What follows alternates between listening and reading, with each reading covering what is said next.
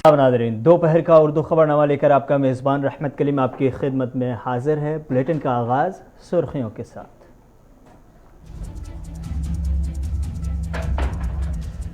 जम्मू कश्मीर में कांग्रेस को आज फिर लगा बड़ा झटका। पीरज़ादा सैयद समेत दर्जनों लीडरान का इस्तीफा। कांग्रेस छोड़कर जाने वालों पर जी मीर की तनकीद। शख्सियत परस्त लोग ही छोड़ेंगे कांग्रेस। कांग्रेस पार्टी में सदारती इंतखाब पर आजाद के बाद मनीष तिवारी ने भी उठाए सवाल। हंगामा जारी। दिल्ली की केजरीवाल सरकार ने पहली बार वर्चुअल स्कूल के आगाज का किया ऐलान। मुल्क भर में पहली कोशिश। उमर खालिद और शजील इमाम की जमानत से मुताल्लिक दरखास्त पर सुप्रीम कोर्ट में आज फिर होगी समाअत।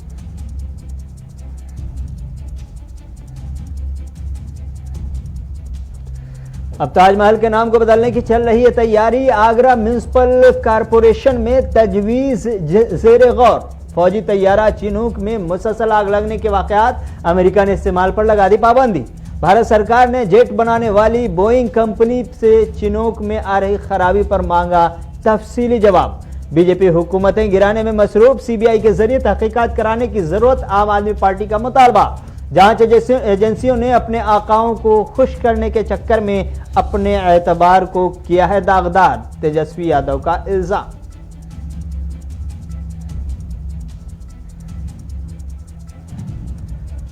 सुर्खियों के बाद खबरें तफसीलात के साथ। भारतीय फौज की बड़ी ताकत कहलाए जाने वाली चिनूक हेलीकॉप्टरों के हवाले से बुरी खबर और बड़ी खबर सामने आई है।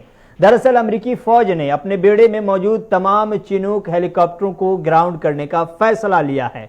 यानी कि फिलहाल ये हेलीकॉप्टर फौज के किसी भी ऑपरेशन का हिस्सा नहीं बनेंगे, किसी भी ऑपरेशन या ट्रेनिंग में इस्तेमाल नहीं होंगे। बताया गया है कि यह फैसला चिनूक हेलीकॉप्टरों में आग लगने के खतरे के पेश नजर किया गया है। इसके बाद मैन्युफैक्चरिंग कंपनी यानी बोइंग से भारत ने भी बाज़ाब्ता तौर पर इस सिलसिले में जवाब तलब कर लिया है। बाज़ाब्ता तौर पर जवाब तफसीलात के साथ भारत सरकार ने मांगी है। दरअसल अमेरिका की बड़ी कंपनी बोइंग ने फौज के लिए खुसूसी हेलीकॉप्टर तैयार किए हैं। मार्च 2019 में हिंदुस्तानी फौज ने भी इनका इस्तेमाल शुरू कर दिया। फैजाइया ने अपने बेड़े में 15 चिनूक हेलीकॉप्टरों को शामिल किया था, जिसे फौज मुसलसल इस्तेमाल कर रही है। रिपोर्ट है सरकारी हुकाम के हवाले से खबर यह मिल रही है कि अमेरिका में चिनूक हेलीकॉप्टरों के तमाम ऑपरेशन रोकने के बाद बोइंग से इस सिलसिले में जवाब तलब किया गया है। इस वक्त भारतीय फिजाइया में चिनूक हेलीकॉप्टरों का इस्तेमाल जारी है। बोइंग से मालूमात मिलने के बाद ही कोई फैसला किया जाएगा। आपको बता दें कि चिनूक हेलीकॉप्टरों की तैनाती फिलहाल 2 जगहों पर है। इसका आधा बेड़ा चंडीगढ़ में है, जबकि कुछ हेलीकॉप्टर आसाम एयरबेस पर भी तैनात किए गए हैं। वो फौज के भारी सामान या हथियारों को हवाई जहाज से ले जाने के लिए इस्तेमाल होते हैं। इस वक्त अमेरिका में CH-47 चिनूक हेलीकॉप्टरों का इस्तेमाल मुकम्मल तौर पर रोक दिया गया है। इसके पीछे इसके इंजन में खराबी बताई जा रही है। इत्तलात के मुताबिक चिनूक हेलीकॉप्टरों के इंजन में आग लगने का खतरा है, जिसके पेश नजर अमेरिकी फिजाइया और फौज ने इसका इस्तेमाल बंद करने का फैसला किया है। वॉल स्ट्रीट जर्नल ने अमेरिकी फौजी हुकाम के हवाले से खबर लिखी है कि कुछ चिनूक हेलीकॉप्टरों के इंजन में आग लगने के वाकयात पेश आए हैं। हालांकि इस दौरान कोई संगीन हादसा पेश नहीं आया, लेकिन एहतियाती तौर पर अमेरिकी फौज की जानिब से बाज़ाब्ता तौर पर यह फैसला किया गया है कि फिलहाल चिनूक को डाउन किया जाए और चिनूक के इस्तेमाल पर रोक लगाई जाए। भारत सरकार की जानिब से तब तक के इंतजार करने को कहा गया है जब तक कि इस सिलसिले में बोइंग कंपनी से जवाब नहीं मिल जाता। बोइंग कंपनी से जवाब मिलने के बाद ही भारत सरकार की तरफ से बाज़ाब्ता तौर पर कोई हतमी फैसला लिया जाएगा। भारत के पास जो चिनूक है, जो फौजी तैयारा है और भारी सामान जो हो या हथियार हो, इसको ढोने का काम करता है ये चिनूक। इस वक्त जो भारत सरकार के पास है 2 जगहों पर है, एक आसाम में है और एक चंडीगढ़ में है।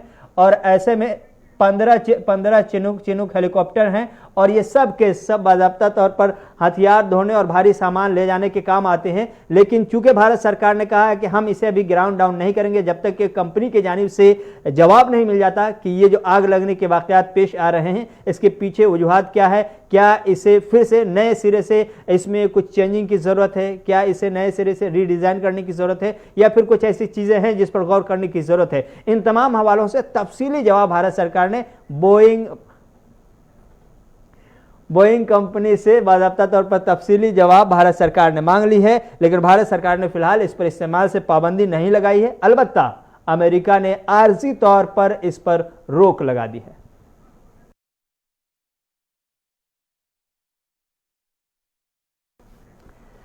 इधर दुनिया के सातों अजूबों में शामिल आगरा का ताजमहल शायद एक बार फिर से सियासत की नजर होता हुआ दिखाई दे रहा है, क्योंकि अब ताजमहल के नाम को बदलने की तैयारी चल रही है और एक तजवीज़ पेश की गई है और इस तजवीज़ पर आगरा के म्यूनिसिपल कॉरपोरेशन में अब गौर भी होने के इम्कानात हैं।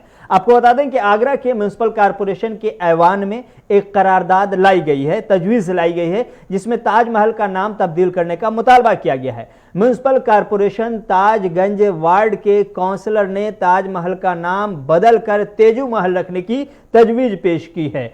आपको बता दें कि आज ही मीटिंग होने वाली है, जिसमें बीजेपी के councillor Shobharam Rathore municipal corporation house के इजलास में यह तजवीज़ पेश करने वाले हैं। उनका कहना है कि म्यूनिसिपल कॉरपोरेशन में गुज़श्ता 4.5 सालों में तकरीबन 80 सड़कों और चौराहों के नाम तब्दील किए गए हैं। ताजमहल का नाम तब्दील करने का मुतालबा भी काफ़ी अरसे से उठ रहा है। जिस जगह पर ताजमहल वाक़ है वो उस इलाके के काउंसलर भी हैं, यानी कि ताजमहल वाले हिस्से के काउंसलर ने ही ये आवाज़ उठाई है और ये तजवीज़ पेश की है कि इसका नाम बदला जाए। ताजमहल म्यूनिसिपल कॉरपोरेशन की हुदूद में है। कहा जाता है कि ताजमहल में हिंदू तहजीब से मुतल्लिक़ बहुत सी निशानियाँ पाई जाती हैं, चुनांचे उसने नाम बदलने की तजवीज़ पेश कर दी है। इस मामले में मेयर नवीन जैन का कहना है कि काउंसलर शोभराम ने ताजमहल का नाम तब्दील करने की तजवीज़ ज़रूर दी है। तहरीक को ऐवान में पढ़ा जाएगा और उस पर बहस होगी, फिर उसके बाद ही कोई हतमी फैसला लिया जाएगा कि ताजमहल का नाम बदलना है या नहीं बदलना है। यूपी सरकार नाम बदलने में काफ़ी मशहूर भी है और बहुत सारे नामों को बदला गया है, सड़कों को, इमारतों को और बहुत से अहम मकामात के नाम भी तब्दील किए गए हैं। लेकिन ऐसे में ताजमहल जो दुनिया के 7 अजूबों में से एक है, क्या इस अजूबे को भी ख़त्म कर दिया जाएगा? क्योंकि जब नाम बदलेंगे तो अजूबा यकायक खुद ब खुद ख़त्म हो जाएंगे। तो ताजमहल के नाम बदलने की तैयारियां भी अब शुरू हो चुकी है और इस पर आज कॉरपोरेशन के अंदर जब तजवीज़ लाई जाएगी तो उस तजवीज़ पर बहस होगी, उसके बाद हतमी नतीजा निकलेगा। जाहिर सी बात है, फिर अगर इस तरह के कॉरपोरेशन के फैसले होते हैं कि नाम बदला जाएगा तो उसके बाद कोर्ट का चक्कर शुरू हो जाएगा। यूपी से लिए चलते हैं आपको आसाम। हुकूमत आसाम ने बोंगई गांव में वाक़ई एक मदरसा को मुबैना तौर पर दहशतगर्दों से रवाबित के इल्ज़ाम में मुनहदिम करने का हुक्म दिया है। रियासत में ये दूसरा मदरसा है जिसे रवां हफ्ते में मिसमार किया गया है। ज़िला इंतज़ामिया ने केवाइट्री में मौजूद इस निजी मदरसे को मुनहदिम करने का हुक्म दिया। रिपोर्ट के मुताबिक मदरसा के हफीज़ुर रहमान से रवाबित बताए जा रहे हैं, जिसे गुज़श्ता हफ्ते AQIS यानी बरसगीर में अलकायदा की ये स्लीपर सेल है, इससे वाबस्ता दहशतगर्द के तौर पर गिरफ्तार किया गया था।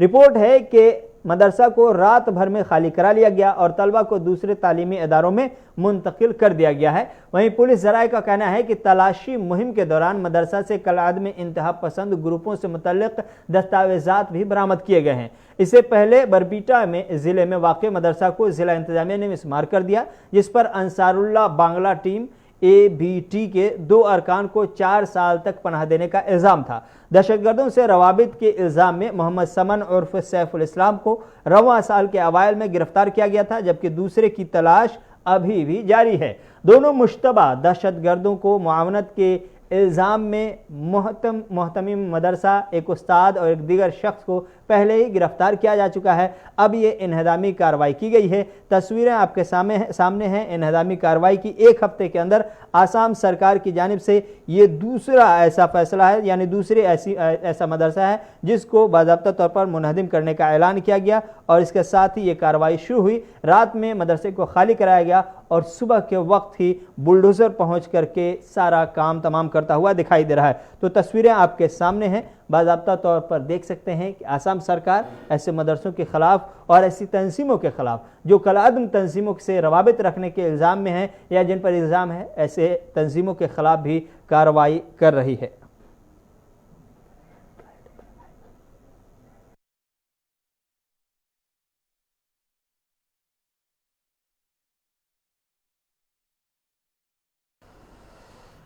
अब डोमेस्टिक फ़्लाइट्स के हवाले से आज एक बड़ी खबर आई है कि डोमेस्टिक फ़्लाइट्स में अब कीमतों को तय करने के लिए जो कंपनियां हैं, फ़्लाइट्स की कंपनियां, वो कंपनियां अब कहीं ना कहीं आज़ाद होंगी। 31 अगस्त 2022 यानी आज से जो डोमेस्टिक फ्लाइट्स है इसके लिए हवाई किराया तय करने का जो हक है अब ये घरेलू जो लाइसेंस वाली कंपनियां हैं उनको मिल गई है।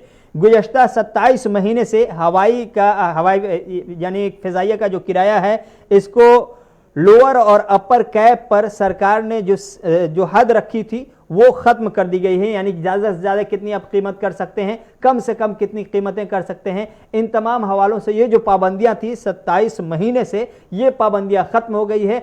अब जो कंपनियां जिनके पास बाज़ाब्ता तौर पर लाइसेंस है और जो एयर चला रही हैं, फ्लाइट चला रही हैं, ऐसी कंपनियां, तैयारा कंपनियों के पास अब ये इख्तियार मिल गया है कि वो बाज़ाब्ता तौर पर इसके लिए आज़ाद है कि वह कीमतें अपने तौर पर तय करें। वो कितना रख सकती हैं, ज़्यादा से ज़्यादा कितनी कीमतें हो सकती है, कम से कम कितनी कीमतें हो सकती है, अब ऐसी कंपनियों के इख्तियार में आ चुका है। 27 महीने तक सरकार ने इस पर रोक लगाई थी और सरकार ने बाज़ाब्ता तौर पर इसको अपर कैप और लोअर कैप के जरिए घेर के रखा था कि आप ज़्यादा से ज़्यादा कहाँ तक कीमत बढ़ा सकते हैं और कम से कम कहां तक कीमतें बढ़ा सकते। तो ऐसे में जब कंपनियों को आज़ादी मिल गई है कीमतें बढ़ाने और घटाने की, तो फिर एक तरफ अगर कंपटीशन होगा तो कीमतें कम होगी, कंपटीशन कम होगा तो फिर आपको फिजाइया के सफ़र के दौरान महंगे टिकट का सहारा लेना पड़ेगा, क्योंकि जब कंपटीशन कम होता है तो कीमतें बढ़ जाती है। और ऐसे में माना जा रहा है कि फिलहाल कंपटीशन यानी मुकाबले बहुत ज़्यादा नहीं है, इसलिए आने वाले दिनों में सरकार की इस मेहरबानी के खात्मे के साथ ही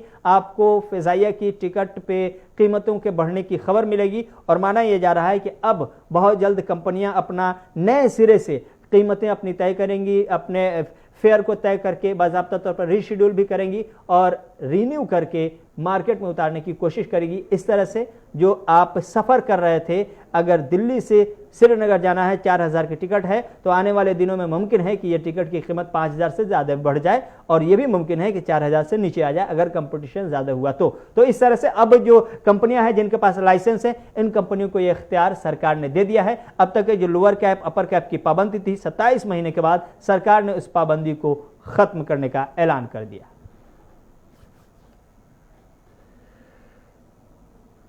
जम्मू कश्मीर में कांग्रेस पार्टी को हर रोज वक्फे वक्फे से, कभी सुबह में, लंच के टाइम, डिनर के टाइम झटका लग रहा है। कांग्रेस पार्टी को मुसलसल उनके अपने लीडरान जो बरसों से कांग्रेस पार्टी को सींचने का काम करते नजर आए थे, वो एक एक करके अलग हट रहे हैं और छोड़ रहे हैं। आज पीरजादा सईद भी बाज़ाब्ता तौर पर पार्टी छोड़ करके आज़ाद खेमे में जाने का ऐलान कर चुके हैं, लेकिन उनके इस ऐलान के वक्त जो लिस्ट पढ़ी जा रही थी उस लिस्ट को पढ़ते पढ़ते पीरजादा के हामियों की एक की सांसें फूलने लगी, यानी उनका हलक सूखने लगा। फिर दूसरे आदमी को दिया गया, उसने लिस्ट पढ़ी, ये वो लिस्ट थी जो इस्तीफा देने वालों की थी। आज जो पीरजादा सईद के साथ मिलकर के इस्तीफा दी है, पीरजादा सईद ने इस इस्तीफे के बाद अपनी सफाई में क्या कुछ कहा है वो भी सुनिए।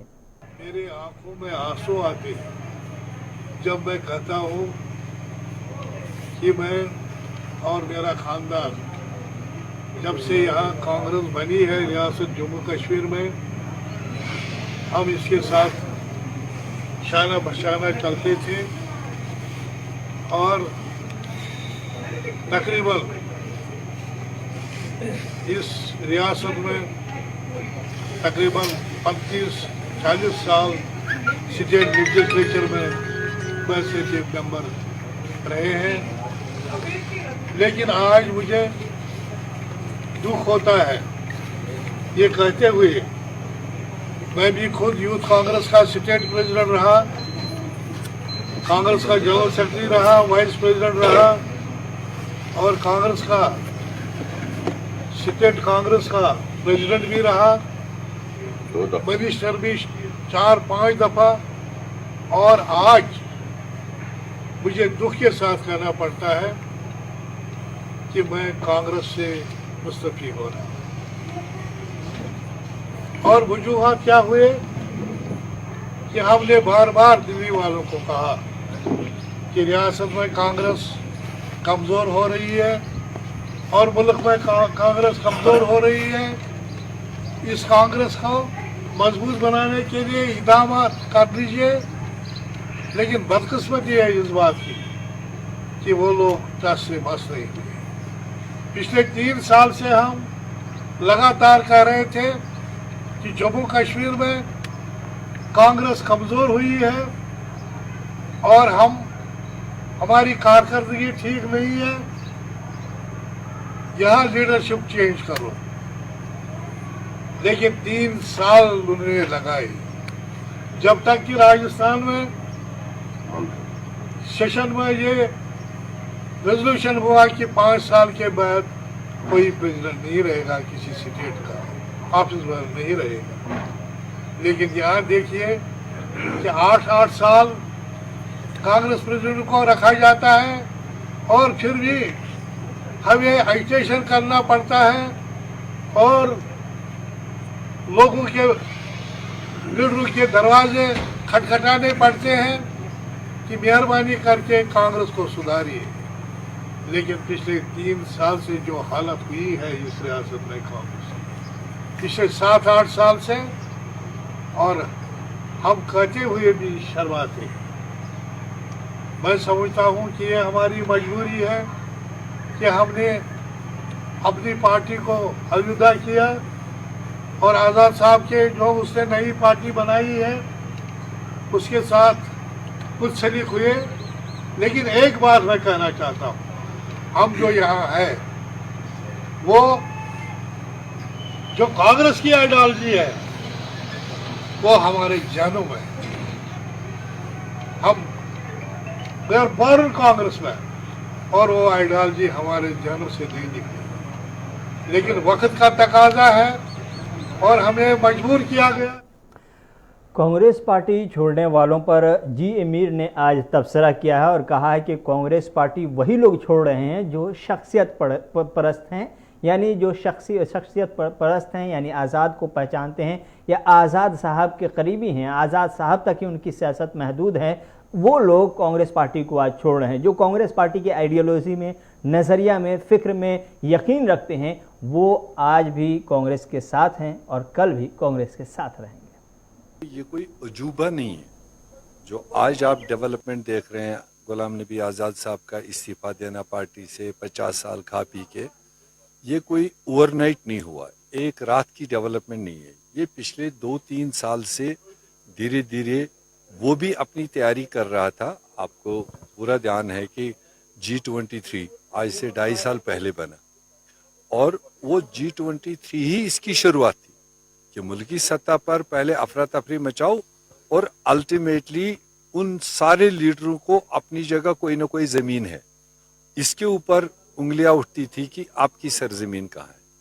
क्योंकि ये 40 साल खाली पॉलिटिकल टूरिज्म के लिए जम्मू कश्मीर आता था, कभी भी संजीदगी से उन्होंने जम्मू कश्मीर के मामलात को उठाया नहीं। न तब जब हम खुद पावर में थे तब ये अपना पावर एंजॉय करता था, और न अब जबकि उसके पास LOP का पोस्ट था या कांग्रेस की सबसे बड़ी पोजीशन इसके पास थी। जिन फोरमों में इसको जम्मू कश्मीर के लोगों की आवाज़ उठानी चाहिए थी, नहीं उठाया। इसलिए अब उन्होंने जो पर्सनल फॉलोवर थे, जो उनके ज़ाती मतलब वजह से उनके साथ थे, वो लोग तो जाएंगे। और जो हमारे लिए अजूबा नहीं है, जो भी अभी तक उनके साथ जाने वाले हैं, वो हमारे सामने तो आइडेंटिफाइड थे क्योंकि वो शख्स परस्त थे। जो आइडियोलॉजी को फॉलो करने वाले लोग हैं, मुझे पूरा उम्मीद है उनमें कोई भी नहीं हिलेगा। और इसकी इंडिकेशंस आपको तब भी मिली थी जब पार्लियामेंट में नरेंद्र मोदी जी ने फेयरवेल के टाइम पर रोना धोना शुरू किया था। हालांकि गुलाम नबी आज़ाद साहब को उस वक्त एक सुनहरी मौका मिला था। अगर वो कांग्रेस आइडियोलॉजी को फॉलो करता तो उसको वहाँ मौका था मोदी साहब को ये कहने की कि आपके चीफ मिनिस्टर के होते हुए जब 2000 से ज़्यादा लोग जिंदा जलाए गए, मोदी साहब आपने उस वक्त अफसोस भी नहीं किया। इसी तरह से जब उनको पद्म भूषण से नवाजा गया, अगर वो पद्म भूषण के टाइम पर मोदी को कह देता कि सबसे बड़ा पद्म भूषण मेरे लिए ये है कि आप मेरी रियासत वापस दो, जम्मू कश्मीर की रियासत जो आपने तोड़ फोड़ कर दी, जो आपने तहफ़्फ़ुज़ लिया, वो वापस करो, वो मेरे लिए सबसे बड़ा पद्म भूषण है। मैं समझता हूँ कि उसने दिलों में, जम्मू कश्मीर के लोगों के दिलों में जगह बनाई होती, जो इंतहाई मतलब चारों तरफ से उसकी डिमांड थी, उसकी नुमाइंदगी करता, नहीं किया। और इसके बाद वो एक बहाने का इंतज़ार कर रहा था। मुझे अफसोस इतना ही है कि लास्ट डे तक कांग्रेस में रहकर कांग्रेस लीडरशिप के हाथों से उसने कुछ नुकसान करवा दिए और उसके बाद जब देखा मैदान खाली है और अपना करवट ले ली। कांग्रेस पार्टी के रहनुमा सचिन पायलट ने आज बाकायदा तौर पर कांग्रेस पार्टी के अंदर सदारती इंतखाब को लेकर जो गहमा गहमी और खबर यह है कि अशोक गहलोत का नाम आगे बढ़ाया जा रहा है, इस पर सचिन पायलट ने कहा कि इस तरह की खबरों पर ध्यान देने की जरूरत नहीं है, अंदर कुछ और होता है, बाहर कुछ और दिखता है। लेकिन साथ ही साथ उन्होंने कहा कि कांग्रेस पार्टी के अंदर सदारती इंतखाब होते हैं, बीजेपी के अंदर सदारती इंतखाब कैसे होता है आप बता दें, जेपी नड्डा के लिए किन किन ने वोट डाला था ये भी बता दीजिए, किस तरह से बीजेपी पर तबसरा किया है और किस तरह से इस पर सफाई दी है सचिन पायलट ने, वो भी सुनिए। देखिए ऐसा है, आप जो मीडिया में आती खबरें उस पर ज़्यादा ध्यान मत दीजिएगा, क्योंकि मैं समझता हूँ कि जैसा किसी ने पहले भी कहा कि राजनीति में जो दिखता है वो होता नहीं, जो होता है वो दिखता नहीं है। इसलिए मीडिया की अफवाहों पर नहीं जाना चाहिए और इंतजार करना चाहिए। सारा चुनाव घोषित हो चुका है और बहुत जल्द प्रक्रिया 22 तारीख को नोटिफिकेशन हो जाएगा और जो है सामने आएगा। लेकिन हम सब जो पार्टी का, मैं अपने लिए बोलूँ या औरों के लिए बोलूँ, जो पार्टी का निर्देश हुआ है आज तक हम सब ने इस पार्टी को पूरी लगन से, ईमानदारी से उसकी पालना करी है और कम से कम राजस्थान के तमाम नेता इस बात को कई बार बोल चुके हैं कि जो भी आला कमान बोलेगा शाम को हम लोग। कि कौन सी पॉलिटिकल पार्टी है जहां चुनाव की प्रक्रिया होती है, ओपन इलेक्शन है, कोई भी नामांकन भर सकता है, 24 से 30 तक सितंबर में कोई भी अपना नामांकन भरेगा और एक लोकतांत्रिक प्रक्रिया के तहत जिसको भी हमारे डेलीगेट्स वोट डालेंगे वो चुनाव जीत कर आएगा। और जैसा खुद एआईसीसी के सभी नेता बोल रहे हैं कि सब लोग, ये खुला चुनाव है, कोई भी लड़ सकता है इसमें, तो हमें इंतजार करना चाहिए परिणाम क्या आएंगे। लेकिन ये बात माननी पड़ेगी, कांग्रेस में एक खुले माहौल में चुनाव प्रक्रिया करने का हमारा जो इतिहास रहा उसको हम बनाए हुए हैं। बाकी किसी पॉलिटिकल पार्टी में और खासकर भारतीय जनता पार्टी में जो अपने आप को दुनिया की सबसे बड़ी पार्टी बोलती है, मैं पूछना चाहता हूँ वहां पे नियुक्तियां होती कैसे हैं? अध्यक्ष को कौन चुनता है, कौन नामांकन भरता है? वो नॉमिनेशन फॉर्म मैंने आज तक देखा नहीं बीजेपी का कि वो पर्चा भर के अपनी उम्मीदवारी। दिल्ली के सीएम अरविंद केजरीवाल ने आज बाकायदा तौर पर एक बड़ा ऐलान किया है वर्चुअल स्कूल का। ये पहली बार हिंदुस्तान में हो रहा है वर्चुअल स्कूल। आपको स्कूल जाने की ज़रूरत नहीं होगी, आपको घर बैठे बैठे वक्त पर भी नहीं, जब फ्री हो तब स्कूल की तालीम मिल जाएगी। इस तरह के बाकायदा तौर पर नए सिस्टम का आगाज़ और ऐलान दिल्ली के सीएम अरविंद केजरीवाल ने आज किया है। भारत दुनिया का नंबर 1 देश तब तक नहीं बन सकता जब तक इस देश के हर बच्चे को अच्छी से अच्छी शिक्षा नहीं मिलेगी। और ये काम हमें बहुत कम समय में करना है। 75 साल खराब हो गए अपने, अब बहुत कम समय में अपने को हर बच्चे तक अच्छी से अच्छी शिक्षा पहुंचानी है। ये कैसे होगा? उस दिशा में आज जो मैं ऐलान करने जा रहा हूँ, ये एक बहुत महत्वपूर्ण और बहुत ही क्रांतिकारी कदम है। शिक्षा के क्षेत्र में ये एक नई तरह की क्रांति पैदा करने वाला है। आज हम देश का पहला वर्चुअल स्कूल चालू करने जा रहे हैं। 1 साल पहले हमने ऐलान किया था कि हम देश का वर्चुअल स्कूल बनाएंगे। बहुत सारे ऐसे बच्चे हैं जो स्कूल नहीं जा पाते, गांव में स्कूल नहीं है या स्कूल बहुत दूर है, दूसरे गांव में स्कूल है, जा नहीं सकते, बीच में नदी पड़ती है। ऐसी बहुत सारी बेटियां हैं हमारे समाज के अंदर। जिस तरह से लड़कियों की एजुकेशन को लेके लड़कियों की एजुकेशन, कई सारे पेरेंट्स लड़कियों को पढ़ाते ही नहीं हैं क्योंकि वो बाहर नहीं भेजना चाहते। तो ऐसी बच्चियां जो घर में हैं वो घर बैठ के एजुकेशन कर सकती हैं। ऐसे बहुत सारे बच्चे हैं जो काम पे लग जाते हैं, बचपन में होना नहीं चाहिए पर काम पे लग जाते हैं। ऐसे सारे बच्चों तक, आखिरी से आखिरी बच्चे तक शिक्षा पहुंचाने के लिए हमने ये शुरू किया है। कोरोना के वक्त जब स्कूल बंद थे तब वर्चुअल क्लासेस लगा करती थी। उन वर्चुअल क्लासेस से प्रेरणा लेके हम लोगों ने ये एक नई तरह का स्कूल चालू किया है। हमारा अपना ये मानना है कि स्कूल तो क्लास में आना ही चाहिए, स्कूल होना ही चाहिए, स्कूल में बच्चों को फिजिकली आना चाहिए। लेकिन जिन बच्चों तक वो स्कूल नहीं, जिन बच्चों को फिजिकल स्कूल मुहैया नहीं हो पाता है किसी भी कारणवश, उन तक कम से कम शिक्षा तो पहुंचे। ये वर्चुअल स्कूल उन बच्चों को शिक्षा पहुंचाएगा। तो इसमें क्या होगा? इसमें क्लासेस जो हैं ऑनलाइन होंगी। जो बच्चे ऑनलाइन क्लासेस अटेंड कर सकते हैं ऑनलाइन अटेंड कर लें, जो नहीं भी कर सकते तो जो ऑनलाइन क्लासेस है वो उसमें डाल दी जाएंगी, रिकॉर्ड में डाल दी जाएंगी। तो बच्चा जब भी फ्री होता है वो जाके उसको अपनी क्लास को देख सकता है। स्कूल का नाम है Delhi model virtual school, DMVS, Delhi model virtual school. Jharkhand के अरकान असेंबली जो हैं, जो महा इत्तेहाद से हैं यानी गठबंधन से, वो सब के सब इन दिनों छत्तीसगढ़ में हैं। छत्तीसगढ़ के सीएम उनकी काफ़ी खातिरदारी कर रहे हैं, लेकिन छत्तीसगढ़ के सीएम के ऊपर इल्ज़ाम लग रहा है कि वो उनको वहाँ अय्याशी का मौका फराहम कर रहे हैं। क्या कोई छत्तीसगढ़ के सीएम ने इस पर सफाई देते हुए कहा है, वो भी सुनिए। झारखंड के विधायक आए हैं और भारतीय जनता पार्टी जिस प्रकार से हॉर्स ट्रेडिंग कर रही है, और आपने देखा किस प्रकार से पश्चिम बंगाल में 3 विधायक पकड़े गए थे, और अभी जिस प्रकार से चर्चा चल रही है कि इलेक्शन कमीशन ने कोई पत्र दिया है और 1 सप्ताह हो गया है राजभवन से वो लिफाफा खुल ही नहीं रहा है, तो इसका मतलब ही यही है कि इनके अंदर खाने में कुछ पक रहा है। तो ऐसी स्थिति में वहाँ के दोनों पार्टियों ने, झारखंड मुक्ति मोर्चा और कांग्रेस पार्टी ने अपने विधायकों को सुरक्षित रखने का फैसला किया। छत्तीसगढ़ आए, उनको स्वागत है। रमन सिंह जी को ये देखना चाहिए कि कर्नाटक के विधायक, मध्य प्रदेश विधायक, राजस्थान के विधायक, महाराष्ट्र के विधायक दूसरे पार्टी के उठा के ले गए, उस समय उसकी बोलती बंद क्यों थी? तो चुप क्यों थे? उस समय बोलना था। ये तो हमारे पार्टी के लोग हैं, हमारे गठबंधन के लोग हैं, उसमें उनको तकलीफ क्यों हो रही है? उनको तकलीफ ये है कि वहाँ खुला छोड़ देते, वो खरीद फरोख्त कर देते। जिस प्रकार से महाराष्ट्र में बात चल रही 50 खोखा,